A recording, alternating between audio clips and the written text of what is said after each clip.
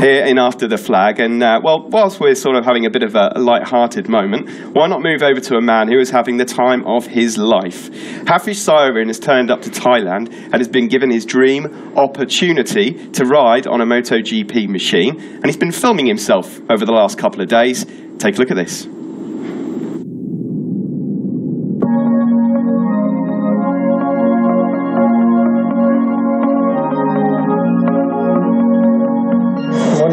Now I'm just done my breakfast, and now I'm going to track to meet my new baby.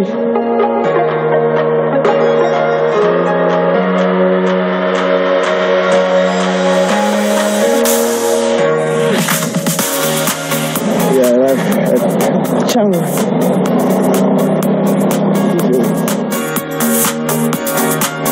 From Malaysia.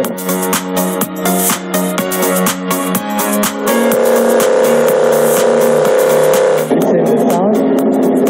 I'm so nervous.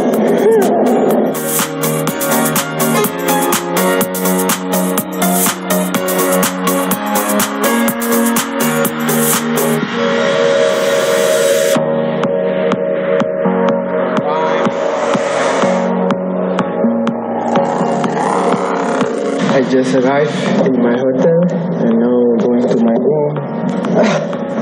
I feel good on a bike, feel more confident and step by step.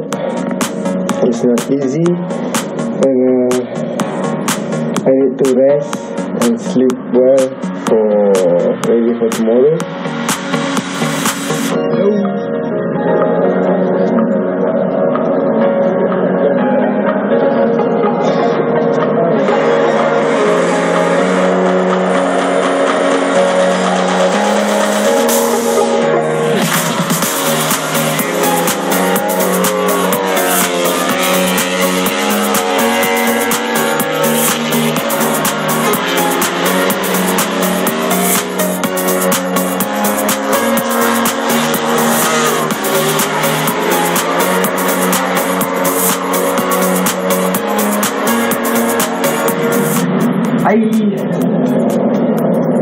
Now I finished second day and yes, I try to go job today and thank you to the team, but I make a small mistake. I crashed in the turn 7, so sorry team, and we continue tomorrow. And I don't have any injury, but just a little bit in the back, but yeah. Now I'm going to change. Alright. See you. Bye. Simon, Hafizh is like a kid on Christmas morning. He's so buzzed and happy. My dream when I was younger was to be a MotoGP rider. As it happens, I was too chubby and too slow, so it didn't work out for me. The opportunity has come for Hafizh, and you can just see the energy bursting out of him and the excitement that he's got. Yeah, like all the rookies, it's so exciting. Like, I don't know how he can sleep, you know, like he literally would have a short night's sleep, wouldn't you? You know, so there's a lot of pressure on, super excited. But like I mentioned the other day, the Tech 3 guys are fully equipped to deal with that, you know. Like the other rookie guys, they've had a bit of a build-up, you know, maybe a test before now, but at least they know what they were going to do. To jump in the deep end like this is like pretty scary stuff, but at the same time, a awesome opportunity. So happy for him.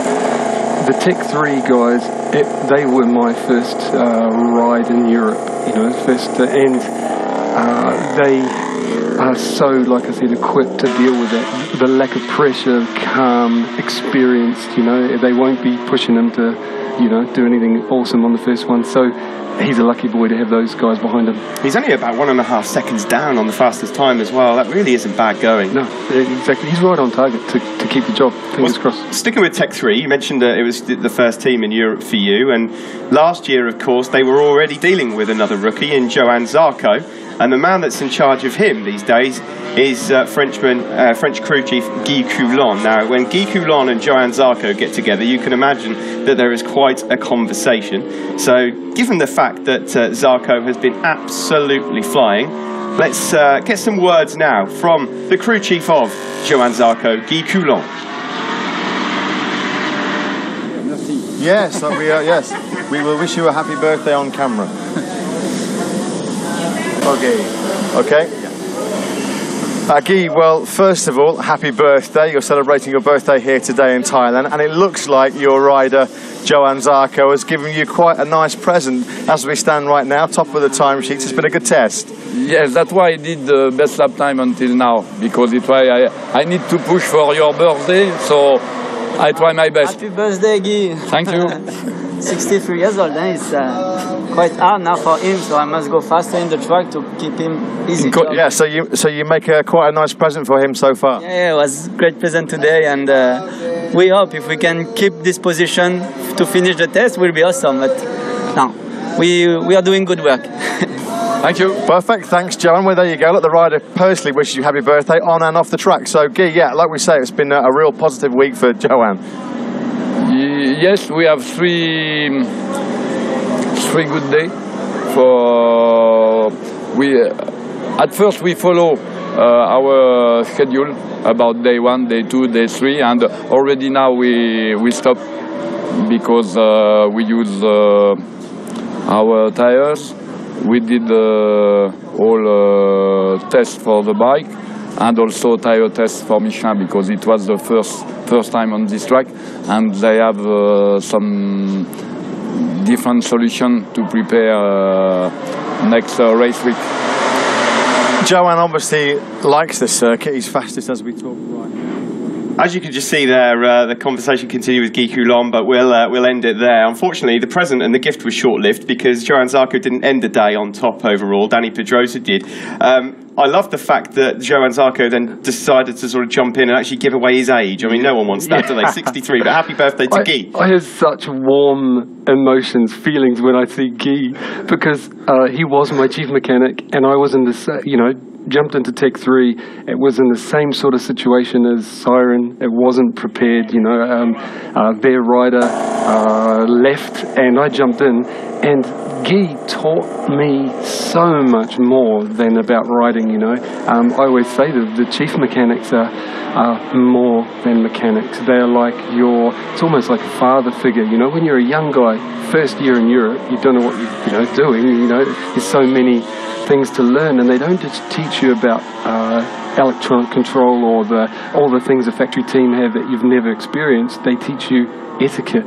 They'll give you a rev and say, go down there and apologise to him, or you did, you know what I'm saying, you did great, you naughty boy. It's fantastic, and without those guys, the riders wouldn't grow up the same. And happy birthday, Guy. Love you.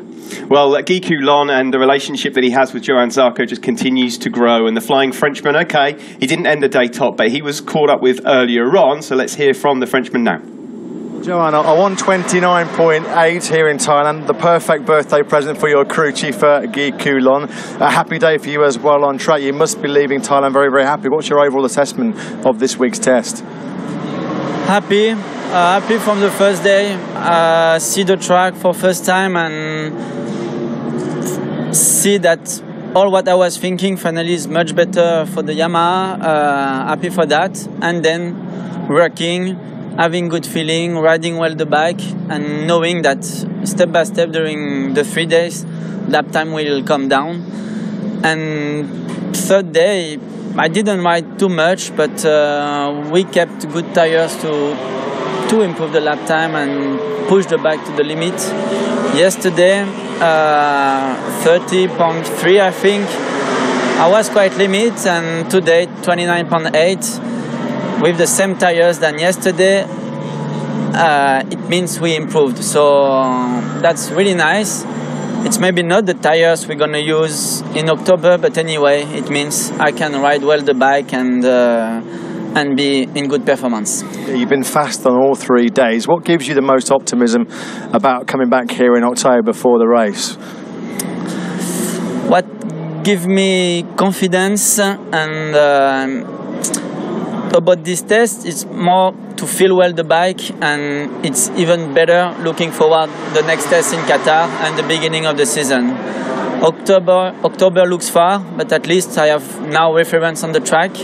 And then, because the balance of the bike looks pretty good here and I can control well, it will be, I think, a big help for us with the team to adapt to the different weather condition, different grip that I think should be different in October. And there's going to be a lot of people talking about the fact that right now you're fastest, and it's been a real struggle this week for the two factory Yamahas, Valentino Rossi and Maverick Vinales. I mean, what's your impressions about that?